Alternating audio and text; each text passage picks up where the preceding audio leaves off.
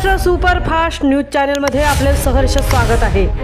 खास सत्याची धार लेखणीची महाराष्ट्रातील ताज्या आणि वेगवान बातम्या पाहण्यासाठी आपल्या हक्काचे चॅनल शेअर करा, लाईक करा आणि सबस्क्राईब करा। धन्यवाद। सुसंस्कृत पिढीसाठी संस्कार महत्त्वाचे। संस्कारातूनच पिढी घडत असते। अभिनयातून प्रवासाला सुरुवात झाली। शुद्ध वाणीमुळे खऱ्या प्रवासाची सुरुवात। यशवंत इंग्लिश मीडियम स्कूलच्या वार्षिक स्नेहसंमेलनात अभिनेत्री आदिती शारंगधर यांचे प्रतिपादन।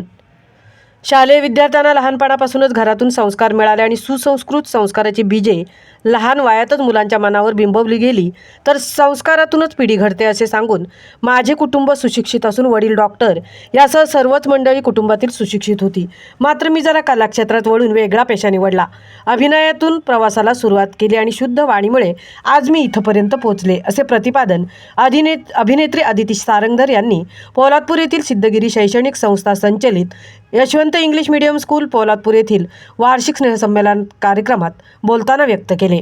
अभिनेत्री आदिती शारंगधर यांनी या कार्यक्रमात विद्यार्थी पालकांचे मनमोकळेपणाने गप्पा गोष्टी करताना आपल्या बालपणापासून ते अभिनेत्री नाटककार याचा पाढा वाचला। त्यांनी आपल्या बालपणाच्या आठवणींपासून कुटुंब, अभिनय आणि मी आज कशी इथपर्यंत प्रवास केला याबाबत पोलादपूरकरांची मनमोकळेपणाने सुसंवाद साधला। यावेळी बालवयातच विद्यार्थ्यांवर होणारे संस्कार आणि त्यातून घडणारी तरुण पिढी ही देशाची भावी संपत्ती असल्याचे नमूद करून, पालकांनी विद्यार्थ्यांचा कल पाहून त्यांना कोणत्या क्षेत्राकडे वळायचे आहे त्या पद्धतीने त्यांना प्रोत्साहन व प्रेरणा देऊन दिशा देण्याचे काम करावे असे ज्वलंत उदाहरण म्हणजे याच शाळेतील माजी विद्यार्थी डॉक्टर ओमकार कळंबे ही अभिमानाची बाब आहे।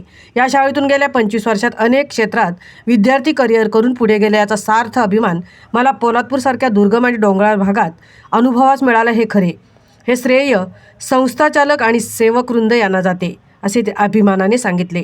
आपल्या बालवयापासूनच्या आठवणींना उजाळा देत त्यांनी माणूस जिद्द, चिकाटी, आत्मविश्वास आणि थोऱ्या मोठ्यांच्या प्रेरणा घेऊन कसा मोठा होतो याबाबत विद्यार्थी पालकांना मार्गदर्शन केले।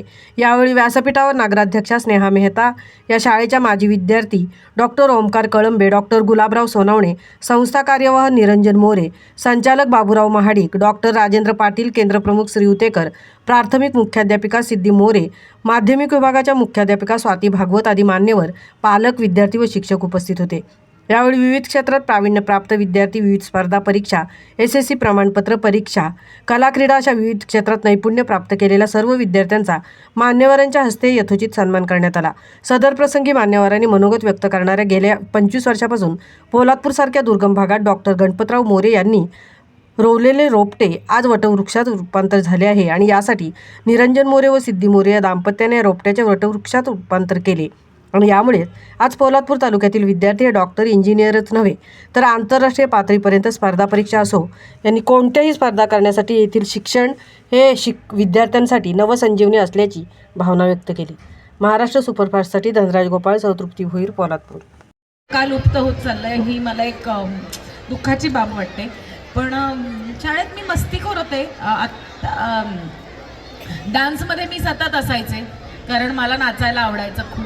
मी कथ्थक डान्सर आहे, त्यामुळे शाळेच्या सगळ्या गॅदरिंग्समध्ये मी भाग घ्यायचे। पण मी पहिल्या रांगेत उभी नसायचे बरं का, मी मागे कुठेतरी असायचे कारण आपला सिन्सिअरिटीचा लोचा होता ना। आज उजवीकडचा पाय हल्ला तर परवा डावीकडचा पाय हलायचा, आपली मर्जी के मालिक आम्ही। त्यामुळे मग आम्हाला नको आधी ती चुकली तर मागचे सगळे चुकतील म्हणून मला मागे उभं करायचं आहे नाचात, पण मागे कुठेतरी। पण सुदैवाने बघ ना, मागणं पुढे कधी आले आणि पुढच्या लाईनीत कधी सेटल झाले हे मलाच कळलं नाही। आणि मला असं वाटतं की कष्ट ही महत्त्वाची पायरी आहे आपल्या आयुष्यातली आणि हळूहळू जाणवायला लागलं की कष्ट जसं करायला लागतो, सिन्सिअरिटी जे आपल्या आयुष्यात एक शिस्त जेव्हा येते ना, तेव्हा तुमचा पुढचा मार्ग सोपा होतो। त्यानंतर अनेक नाटिका बिटिका व्हायच्या। मी खरं सांगू का, मला सर्टिफिकेट म्हणजे खेळातलं मी लंगडी खेळायचे, कबड्डी खेळायचे, त्यामुळे ते सर्टिफिकेट मिळाल्याचं आठवतं आहे। पण बाकी असे प्रमुख पाहुणे आलेले असताना मला काही ट्रॉफी मिळाली आहे किंवा मला काही बक्षीस मिळालं याचं मला आठवत नाही आहे आणि मला त्याचं दुःखही नव्हतं। मला बक्षीस मिळाल्याचा आनंदही नव्हता, न मिळाल्याचं दुःखही नव्हतं। मला असं वाटायचं की ठीक आहे ना, आलाय दिवस तो आजच्यासारखा काढावा होता, असंच माझं आयुष्य चाललेलं होतं। At the end of the day मी जेव्हा 11वीत कॉलेजमध्ये ॲडमिशन घेतली, रुईया कॉलेजमध्ये, अचानक कल्याणसारख्या छोट्या गावातून ओंकार म्हणाला तसा एका मोठ्या कॅनव्हासवर आले। पण सुदैवाने माझी सगळी फॅमिली रुईयामध्ये शिकलेली असल्यामुळे त्यांनी मला कल्याणहून रुईयाला पाठवायचं धाडस केलं.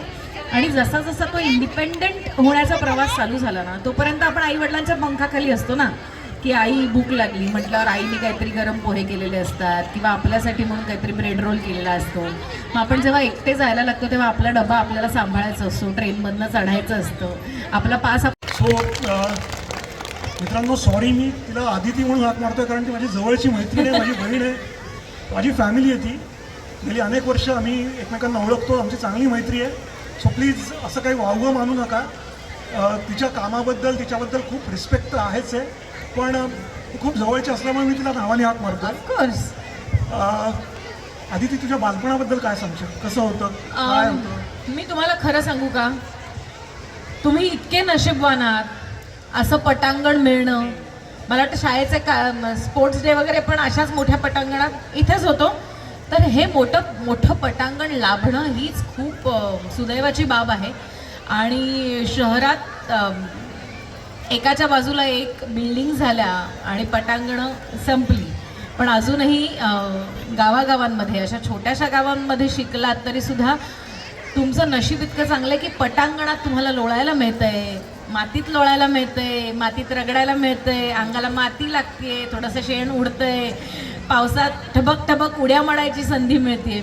मला असं वाटतं ह्याच्याहून मोठी गोष्ट काय असणार आहे. कारण ओंकार आत्ता जेव्हा म्हणाला की या अशा छोट्या गावांमधून आईचे 2 रट्टे खाऊन नाही करायचे, म्हणजे अभ्यासात ओके होते मी, म्हणजे मराठी, संस्कृत हे माझे अत्यंत लाडके विषय.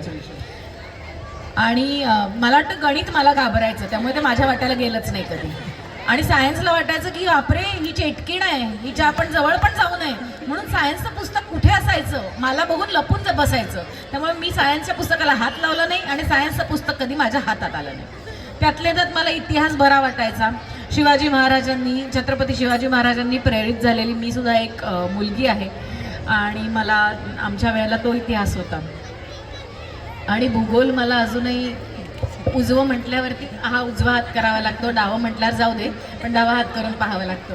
सो माझा भूगोल इतका भारी आहे. पण मला भाषा अत्यंत आवडायच्या आणि शाळा संपल्यावर मराठी, इंग्लिश, संस्कृत या भाषा तर शाळेत होत्याच, पण शाळा संपल्यानंतर सुद्धा लग्न झाल्यानंतर जेव्हा मी प्रेग्नंट राहिले तेव्हा मी स्पॅनिश शिकले.